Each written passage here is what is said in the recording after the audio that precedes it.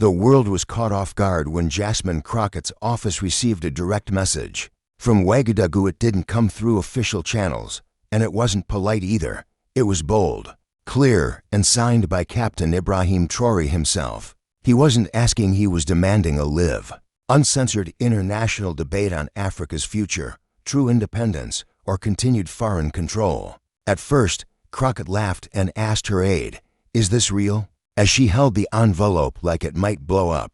The aide nodded and confirmed it was verified. Both the French embassy and major news outlets like CNN and Al Jazeera got the same message. What shocked her wasn't just the boldness, but the timing. Tensions were already high between the U.S. and West African military governments, especially after sanctions and leaked CIA reports. Traoré wasn't looking for peace talks. He wanted a global showdown. Crockett, known in Congress for speaking out against corruption and challenging her own party, was tough, but this was something else.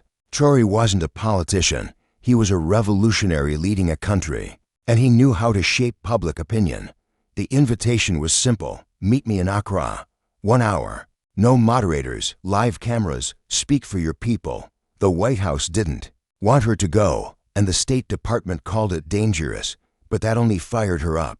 "If we claim to be the leaders of democracy," she told a crowded press room, "then we don't hide from hard talks, we lead them." When she landed in Accra 3 days later, the streets were packed not with U.S. media, but with thousands of West Africans cheering, booing, waving signs. Some read Traoré, defender of Africa. Others shouted, "Jasmine, speak the truth." It wasn't a debate, it was a battlefield of ideas. Traoré walked into the arena wearing full military gear. No smile, no handshake. Crockett, in a sharp dark blue suit, kept her eyes forward and her jaw clenched like steel. They didn't even acknowledge each other as the cameras went live and the crowd fell silent. Traoré spoke first. "The world wants us to be polite, to pretend the U.S. and Europe haven't had their boots on Africa's neck for 100 years. Tonight, I don't just speak for Burkina Faso, I speak for every nation that's been forced to kneel." Crockett didn't flinch, but deep down she knew this wasn't about policies, it was a raw fight for power. And neither side came to lose. She adjusted her mic, waited for his voice to stop echoing off the stone walls, then leaned in and said, calmly but sharply, "Captain, you speak of history and oppression, but are we talking about the past or the present? Because today, the people of Burkina Faso don't even have the right to vote. You do." The audience stirred, some applauded, others booed, but Crockett didn't look away. Traoré's eyes narrowed. "I've seen your type before," he said. "You wear democracy like armor, but your corporations act like kings. You lecture Africa while stripping our land of cobalt, lithium, and gold, and leave our people with dust. Don't talk to me about justice." The air was thick with tension. A light buzzed overhead, and the moderators had already backed out. This was now a raw, unscripted clash. Crockett stood her ground and fired back. "If you truly care about your people, then why silence your press? Why bend protests when they speak against you? You say you fight colonialism, but you rule like a dictator." The crowd exploded. Some cheered, others shouted in anger. Traoré stepped forward, voice low and fierce, "Because I'm at war, and when you're at war, you don't hand microphones to chaos. You build unity or you die, and I will not let foreign-backed division destroy us again." His words echoed like thunder through the arena and behind the scenes. U.S. diplomats were in panic mode, analysts scrambled, and Twitter lit up as millions tuned in around the world. People around the world were watching a live stream that had already passed Super Bowl numbers in real-time views. Traoré versus Crockett wasn't just trending. It was shaking the foundations of global politics. But this wasn't just about fiery speeches, it was about something bigger, Africa demanding its voice. While the West fought to maintain control, on stage stood two leaders, one in military boots, the other in high heels, neither willing to blink. First, Crockett smirked and tilted her head. "So that's it. You're at war with the world?" Traoré replied coldly, "No, I'm at war with the lie, and tonight, I'm tearing it down." What started as a televised debate had now become a full-on geopolitical showdown. CNN, Al Jazeera, and France 24 were all broadcasting live translations. Across Africa, young people sat in cafes watching from Dar es Salaam to Dakar.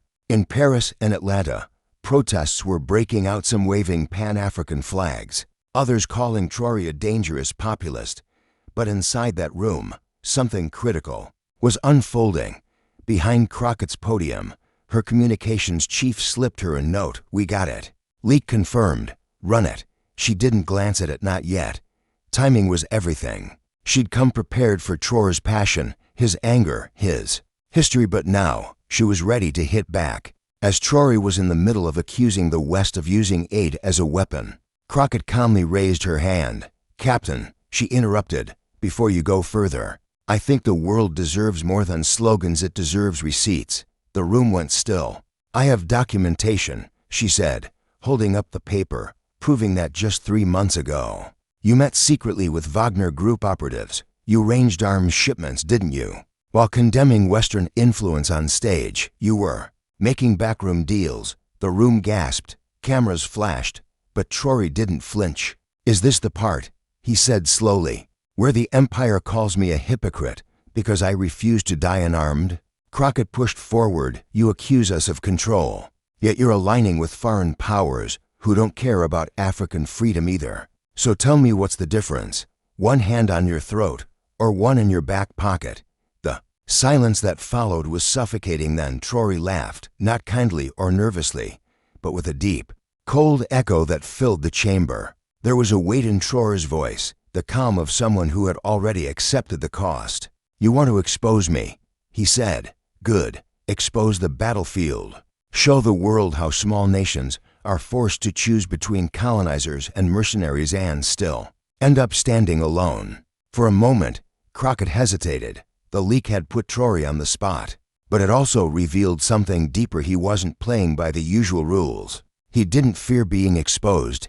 He was daring the world to admit that survival in Africa often demands blood and compromise. In that raw truth, strategy lost its grip. The moderators, once there to guide the discussion, had become silent observers. The debate had moved beyond policy. It was now a clash of deeper, unfiltered truths that neither side fully controlled. Backstage, Vice President Kamala Harris leaned toward her aide and whispered, "If this spills off stage, we've got a diplomatic crisis." The aide said nothing. Eyes locked on his phone. Twitter was on fire. Then came a question, unexpected and unscripted, from a bold BBC journalist. "Captain Traoré, if America completely pulled out of African affairs, would your nation and others survive the vacuum?" Traoré leaned forward, voice low but steady. "We already do. Every school we rebuild without a loan. Every farm we revive without Monsanto. Every border we guard without NATO. You just don't notice because we don't send invoices." The crowd erupted. Crockett let the moment settle before hitting back. "If you're that self-reliant, why are so many of your people still risking their lives to cross the Mediterranean?" It landed hard. The silence that followed was thick. Traoré didn't respond with anger, just a weary stare. Because what they stole wasn't just gold or oil, it was time. Time stolen from generations. Time we're now fighting to win back. It wasn't a rebuttal, it was a reframing. And in that instant, Crockett understood she wasn't just debating a man, she was up against a movement. Still, she pressed on. "So you say the West owes Africa. How much, and who's supposed to pay?" Traoré stepped away from his podium, eyes locked on hers. "Start with your silence, pay with your honesty, and stop pretending." "This conversation is new," Traoré said. "We've been shouting from the dust for decades tonight. You finally brought a microphone." The crowd didn't react with shock this time, but with quiet respect. Something powerful was happening on that stage, something even the cameras couldn't fully capture. It wasn't a debate anymore. It was a reckoning, and both sides were bleeding truth. While the battle of words continued inside, a different kind of energy was growing outside. The streets around the auditorium were no longer still. Protesters had gathered. African students held handmade signs. Frustrated French citizens voiced anger over aid policies. And curious onlookers filled the sidewalks, unsure whether they were witnessing history or the start of chaos. Police lines thickened. Drones hovered overhead, and news vans circled like vultures. Back inside, Jasmine Crockett wiped sweat from her brow and glanced down at her notes, which now felt completely useless. Her voice, steady but faintly shaking, delivered the next question. Captain Traoré, you speak of liberation, but what about unity? Doesn't your message risk dividing more than it heals? Traoré didn't flinch. He stared at her with raw intensity. Unity under what? He asked. A handshake from the same hand that holds the whip. No, Ms. Crockett. Unity must be earned, not demanded. A moderator tried to redirect the conversation back to economic cooperation, but it was pointless. No one was listening anymore. The room was fully locked into the confrontation. Even the translators hesitated in their booths, afraid a single wrong word could spark something worse. Then, a loud thud echoed from outside. Crockett froze. Traoré looked up, then calmly turned to her and said, "Do you hear that? That's not protest, that's awakening." Suddenly, the screen behind them lit up with a live feed from the street. Massive crowds waving Burkina Faso flags, chanting in French, English, and more, holding a banner that read, "No more puppets, no more masters." The studio fell silent. Crockett gently set her notes aside. "This isn't a debate anymore," she said quietly. "It's a turning point."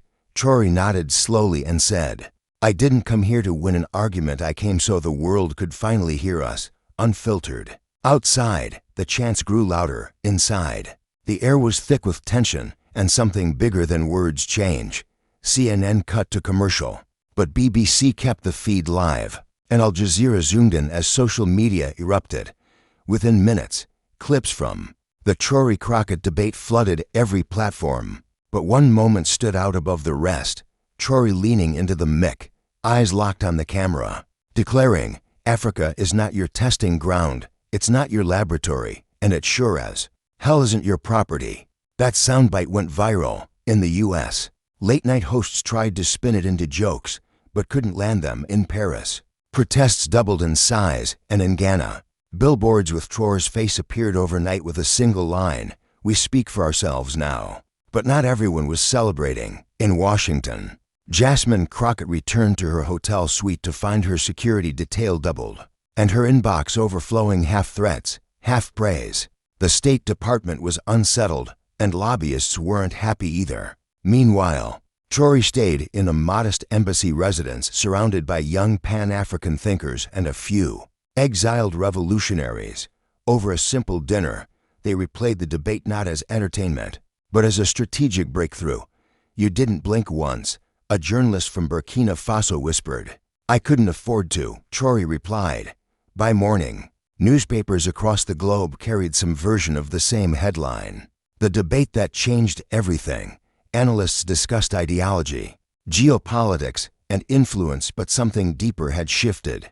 The tone of the global conversation had changed. It was no longer about whether Africa had a voice, it was about who would dare ignore it now. Crockett's team began booking damage control interviews. "You held your ground," her chief aide said. "No," Jasmine replied, staring at her reflection. "He stood for something bigger and I underestimated it." At the same time, Traoré began drafting a letter not to presidents or parliaments, but to the youth of Africa. It began, "What we started was never about a stage or a spotlight. It's about reclaiming the pen to write our future, not reading the one written for us." And the world listened. When Traoré's letter was finally published, it didn't appear in the New York Times or Le Monde. It surfaced quietly on a grassroots Pan-African blog called Voice of the Soil. From there, it spread like wildfire. The tone was raw, unfiltered, and unapologetically direct. "We've waited long enough. The world calls us developing like it's a compliment. But I say we've been restrained by design, and it ends now. No greetings, no signatures, just words." In Nigeria, students read it aloud on university campuses. In Senegal, it became a spoken word anthem. And in Burkina Faso, the final line was spray-painted in red across city walls. "Africa is not rising, it's waking up." Meanwhile, Jasmine Crockett's world grew colder. Lobbyists pulled away. TV interviews were canceled. Her team urged her to stay quiet and let the storm pass. But silence wasn't her style, and losing like this didn't sit right. She rewatched The debate over and over, analyzing every pause, every look, every word Traoré used. Then it hit her he hadn't been debating her. He was speaking past her, straight to a generation. That night, alone in her hotel suite overlooking the East River, she made a decision. She'd go off script, no handlers, no consultants, just her. She scheduled an unsanctioned speech at Columbia University. But while Jasmine prepared, Traoré was already 3 steps ahead. He held a private summit with student leaders from across the African diaspora from Cape Town to Kingston. No cameras were allowed. Notes were handwritten, and one message echoed in every room. We're not asking for a seat at the table. We're building our own. The White House quietly sent a cable to Crockett's team. Tread carefully. The optics are shifting. But it was already too late. The narrative had slipped beyond their control. This wasn't just about Burkina Faso. It wasn't even Africa versus the West anymore. It had become something far more disruptive to the status quo. A man with no script, no leash, and nothing. To lose Traoré wasn't just leading a debate anymore, and Jasmine Crockett knew it. She wasn't facing a president. She was staring down a movement. Washington had gone quiet to quiet. Her speech at Columbia University was just 48 hours away, and her advisors were divided. Some urged her to double down on American exceptionalism. Others quietly suggested finding common ground. But outside those closed-door meetings, the world had already moved on. Across the global south, Traoré had become more than a name. He was a symbol. His words were now echoed in memes, in rap verses, even in heated cafe debates from Dar es Salaam to Detroit. The phrase Traoré taught us had taken on a life of its own. He hadn't tried to become a symbol. He had simply spoken when others stayed silent. In Addis Ababa, at the African Union headquarters, diplomats who once dismissed him now quoted his speeches in official communiques. Burkina Faso, once brushed off as unstable, had become the focus of global curiosity. Meanwhile, Jasmine Crockett rehearsed alone in a windowless room beneath the Columbia Auditorium. Her speech had been rewritten for times, each version softer, safer, more cautious, but in her gut, something felt off. Then came a knock. A student handed her a package. No name, no note, no return address. Inside was a worn paperback copy of Frantz Fanon's The Wretched of the Earth. One page was dog-eared, a line underlined in pencil. Each generation must discover its mission, fulfill it or betray it. She closed the book slowly. In that moment, she understood her mistake wasn't what she said. It was how she stood. She had come armed with facts. Traoré had come with fire. Unbeknownst to her, the student who delivered the book was live streaming. Her reaction, 40,000 people watched it unfold on TikTok. The clip went viral. And Traoré? He was walking through the dusty outskirts of Ouagadougou, stopping at small community radio stations, giving off-the-cuff interviews in 3 different languages. No translators, no entourage, just a voice. At one stop, a young girl asked him, "Are you a president or a fighter?" He smiled and replied, "Both, but if I have to choose, I fight." That quote, "Both, but if I have to choose, I fight," made the front page of The Guardian. Not just because of the words, but because of the image. Traoré kneeling beside the young girl, mud on his boots, hand over his heart. Back in New York, Jasmine Crockett watched the moment on her phone, and for the first time in her political career, she sat in silence. In the chaos of global politics, sometimes silence from the powerful speaks louder than any speech. At Columbia University, the auditorium was packed not just with students, but with diplomats, journalists, tech influencers, and live stream audiences from across time zones. This wasn't a debate anymore. It was theater, ideology, and a battle of wills between continents. Backstage, Crockett stood tall. Her hands didn't shake, but her pride did. She wore a crisp navy blazer, polished and confident, but the copy of The Wretched of the Earth in her bag weighed heavier than any accessory. Her speech, once filled with neat policy points, had been rewritten again overnight. Meanwhile, Traoré entered quietly, no fanfare, no security detail, no flag behind him, just a tan linen shirt, sleeves rolled, and a calm, knowing smile. The moderator introduced them. The crowd rose. Traoré gave a nod. Crockett offered a practiced smile. Then Came the first question. In a world fractured by colonial legacies, who now leads the moral future?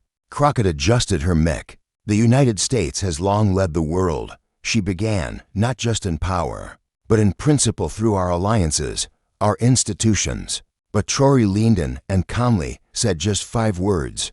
Principles don't need aircraft carriers. Gasps, laughter, applause. Crockett's jaw tightened. She countered, democracy dies in darkness. Traoré didn't blink. Sometimes what you call darkness, he replied, is just a people finally closing their eyes to your illusion. It wasn't a debate of weapons, it was war in words. Crockett quoted statistics, aid numbers, international partnerships. Traoré countered with stories: farmers displaced by IMF conditions, children taught French before their native languages, oil pipelines guarded by foreign troops. Then, from the audience, a student stood up, hand trembling, ready to ask the question that would shift everything. If Africa says no to the West, what comes next? The student asked. Silence filled the auditorium. Crockett hesitated. It was Traoré who answered first, calm and steady. We build, slowly, painfully, but on our own terms. And for the first time, Crockett didn't interrupt, she just listened. That night, the internet exploded. Traoré versus Crockett trended worldwide. TikTok filled with edits of his now iconic line, "Principles don't need aircraft carriers." Instagram overflowed with side-by-side images: Crockett at her podium, Traoré with open palms, speaking to the crowd. But the real moment came after the cameras shut off. Traoré walked into the audience. No security, no press, just quiet conversation. A girl in a hijab leaned in and asked softly, "Are you scared they'll come for you?" He nodded. "Every day, but history's watching. I can't blink now." She posted it to her Instagram story. It went viral before she even got on the subway. By morning, the world felt different. News anchors from Lagos to Los Angeles were dissecting every exchange. Traoré's 5-word mic drop dominated headlines. One outlet ran with Crockett caught flat-footed, while another called it the most honest political conversation between Africa and the West live. In Paris, Macron reportedly canceled a press appearance. In Washington, Crockett faced both applause and backlash: applauded for showing up, criticized for letting a populist command the stage. Even in Beijing and Moscow, the clips circulated, quietly with a trace of approval. But back in Ouagadougou, Traoré didn't return to cheering crowds. He returned to work. His advisors handed him a stack of urgent updates: infrastructure delays, new trade proposals, and intelligence reports warning of increased Western surveillance in the region. Still, the ground was shifting. Across Africa, university students began organizing new Africa forums. Young lawmakers from Namibia to Senegal started quoting Traoré in their speeches. Even longtime political rivals reached out, some genuinely, others calculating their next move. Meanwhile, Jasmine Crockett held a private press conference in D.C. "I didn't lose that debate," she said, "but I did learn. And if the U.S. can't listen when the world speaks, maybe we don't deserve the microphone." That clip went viral too, and in Burkina Faso, Traoré was already walking quietly, steadily toward the next village, ready to speak again. In the quiet halls of his office, a staffer stopped Traoré. "Sir, there's a letter from the Nelson Mandela Foundation. They're requesting a private meeting." Traoré smiled. "Tell them I'll come, but not as a politician, as a student." That night, he sat alone, watching the debate again on a tablet, not out of pride, but to study. He paused on Jasmine Crockett's face, noticing the flicker of doubt, the tension in her eyes. She was sharp, determined. She wasn't finished, and neither was he. Outside, crowds had gathered not to cheer, but to help. Volunteers swept the streets, organized village forums, painted murals. One wall bore the message, "We speak now. Africa listens to itself." Traoré walked among them unnoticed, just another citizen. A small boy called out his name. Traoré turned, knelt beside him. "You're the reason I want to lead one day," the boy said. Traoré placed a hand on his shoulder. "Then lead. Better than me, in a world divided by politics and power." One debate changed more than opinions, it shifted the tone. When Ibrahim Traoré and Jasmine Crockett stood on that stage, it wasn't just about policy or national pride. It was a mirror held between two continents, reflecting truths too long buried. They didn't agree on everything. They challenged, confronted, and cut deep, but they did it openly, sharply, fearlessly. And somewhere in the clash, a new path emerged, one where Africa no longer waits to be acknowledged, but insists on being understood. One where young voices, from Texas to Timbuktu, aren't just echoes, they're leaders. Traoré didn't win with applause, he won with conviction. And Crockett, she didn't lose, she showed up. And that still matters. This wasn't just a battle of minds, it was the collision of eras. And from it, something powerful was born, a future no longer dictated by one voice, but shaped by many. And maybe, just maybe, the world had finally started to listen.